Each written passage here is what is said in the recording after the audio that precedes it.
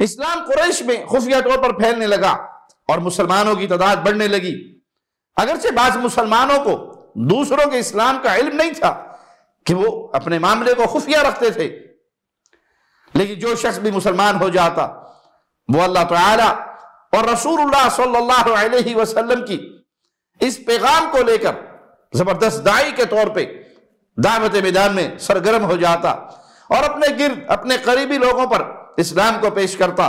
جو ابتدا میں مسلمان ہوئے یہ مکہ کے معززین شمار ہوتے تھے، اگرچہ ان میں کچھ کمزور لوگ بھی مسلمان ہوئے، جیسے سیدنا بلال رضی اللہ عنہ وارضا، عمار بن یاسر رضی اللہ عنہ وارضا، سیدنا خباب، عبداللہ بن مسعود۔